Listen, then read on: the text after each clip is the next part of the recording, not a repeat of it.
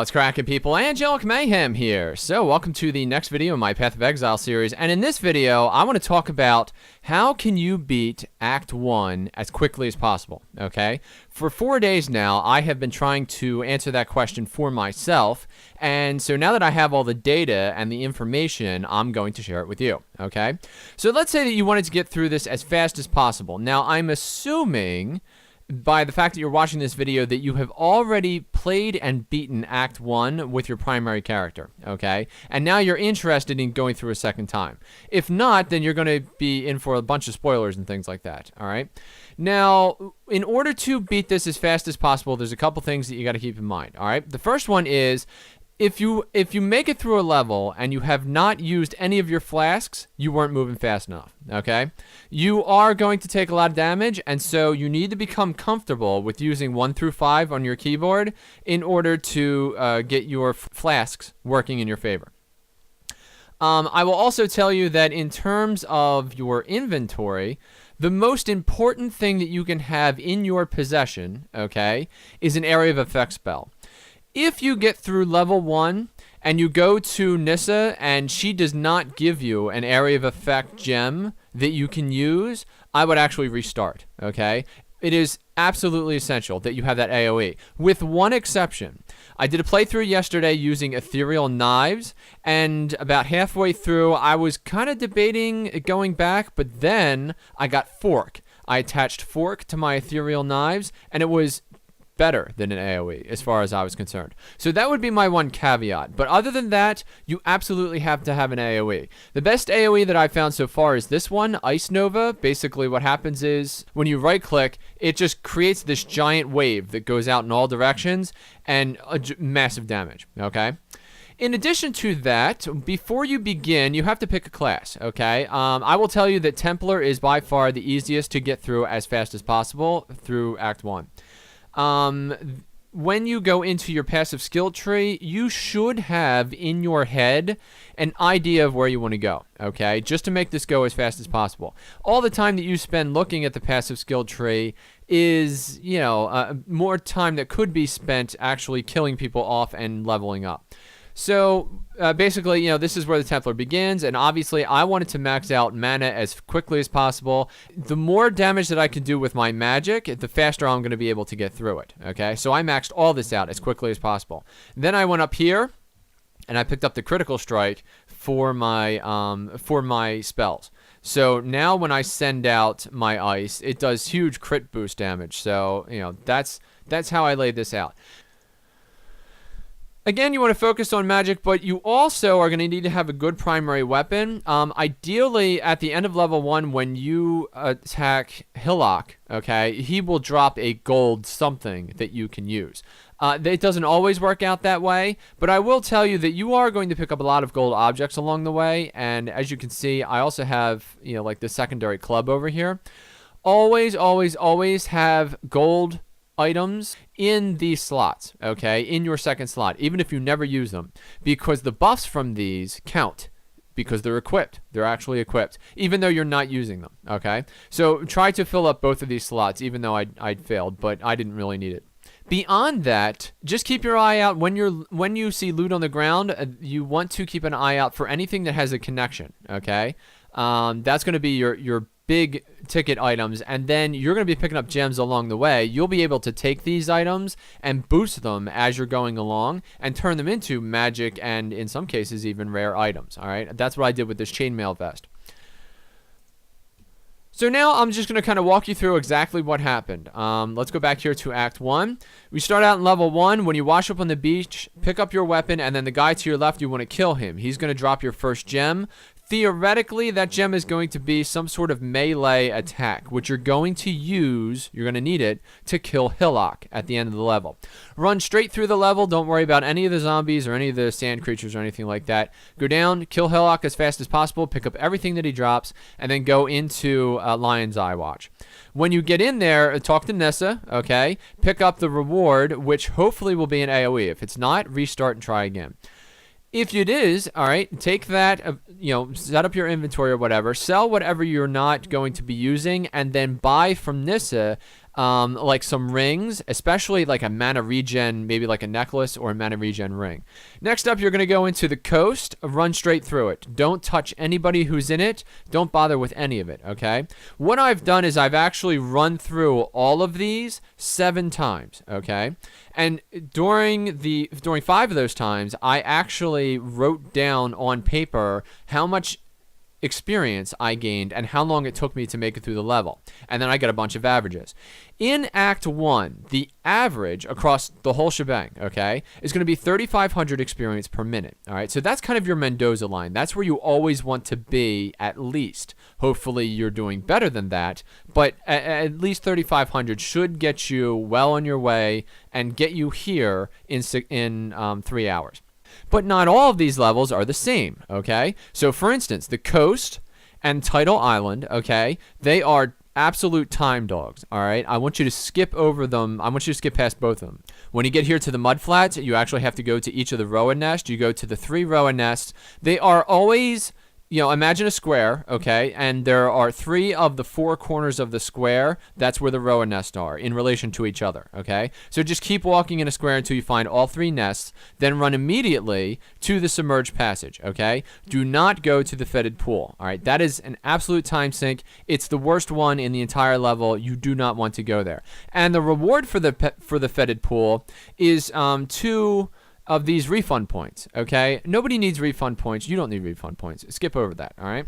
All right, so once you get the Roa's stuff done, then you go into the submerged passage. Once in the submerged passage, that's when you're going to pick up your first pieces of experience, all right? Now, you will be level 2, probably, and the monster level's 5, all right? Now, because you have run ahead to a higher level, the game will actually reward you with more experience per minute than you would normally get, okay? So if you had stayed back here on the coast, you would have received a fair amount of experience, but it would never equal the amount that you would get if you run straight to the submerged passage, okay? Do the submerged passage and then the one above it, okay? There's like the upper passage. Do not do the flooded depths yet. Now, I do understand that there's a passive skill point there, but you're going to come back for that later, all right? So skip it for now. Do the 2 passageways. Then when you get to the ledge, skip it. Now, I know that I'm going to get a lot of flack for this because there's a lot of people who swear by the ledge, but I promise you, I crunched the numbers on this, and what you don't realize is that A, skeletons don't give you as much experience as you would think. They give you a lot of loot. So if you're looking for weapons and like gold items and things like that, the ledge is a great place to go to farm for loot. It is a horrible place to go for experience, okay? And so not only do the skeletons give you very little in the way of experience, but there are large breaks in between, and you have to run in between each, okay? Then so skip the ledge. Trust me on that one. When you go to the climb, you want to skip that too. You're going to run immediately to the prison, okay? There's the lower prison and the higher prison. Now, the lower prison, that does usually somewhere in the range of 3,800 per minute, all right? So do the entire lower prison. When you get to the upper prison, however, a lot of times it's going to be like a T shape, okay? And you're going to come in the middle. So there's a problem where if you run to one side and there's no door there, you have to run all the way back through the area that you just cleaned out, and there's no monsters there anymore. So when you get, at that whole time that you're running through, you're not gaining any experience. So that's bad, right? So if you have the opportunity in the upper prison to actually find the door on your first, like you pick right or left, and then you happen to find the door, go through the door, okay? Don't try and go back to get the other monsters because that's just going to be a waste of time. Beyond the prison, you're going to get the guy who is kind of like Pudge from Dota. He is not good with my Ice Nova. He just ignored the AoE altogether. So really, you're going to need 1 or 2 of these other ones in order to finish him off. If you can't do that, actually go back and redo the prison again, okay? And the way that you do that is that when you find the waypoint, all right, what you're going to do is you're going to waypoint to the climb, all right, not to the prison because that's going to dump you into the middle of the prison. Go back to, let's say, the town, all right? When you go into the waypoint, it will bring up the map just like this, and you're going to click on the climb and hold down Control, okay? And when you do, it will ask you if you want to do a new instance. Now, every time you go through a level and you wipe out all the guys, the level will eventually reset itself, but it resets itself in as many as 15 minutes, okay? You don't want to wait for 15 minutes. That'd be absurd. So if you actually click on New here, it will launch a brand new instance of that area, in which case we're talking about the climb, and it will put you in the middle where the waypoint is. So you'll actually be halfway through the climb. You can just run immediately to the prison, and remember, the climb, you're always running uphill, so if you find yourself running downhill, you're going in the wrong direction. Then when you get to the prison, run it again. And then, if you still can't do it, run it again and run it again until you can finally get past the guy. At that point, you'll be at Prisoner's Gate. Come back, sell all your stuff. Run straight through Prisoner's Gate. Don't bother with any of it. Really, it is a huge time sink. Every now and then, you'll run into an area where you don't have any of the fire cats, which are really kind of the pain of that level. What's really great is when the goats are the only ones in the area, they'll all jump to you, and then you just AoE them. So that works out really well. So if you want to pick up like a little bit of stuff here and there, that's okay. But really, from a time standpoint, from an efficiency standpoint, skip it. Then you get down to the ship's graveyard. Now, what's really good at the ship's graveyard is the Fairgraves guy, okay, the little ghost pirate guy. You go up and see him. He wants his all flame. When you go into the graveyard cave, that's a great place to pick up experience, all right, especially with your AoE. Then, when you take the all flame back to him, he launches all these skeletons, another good AoE chance.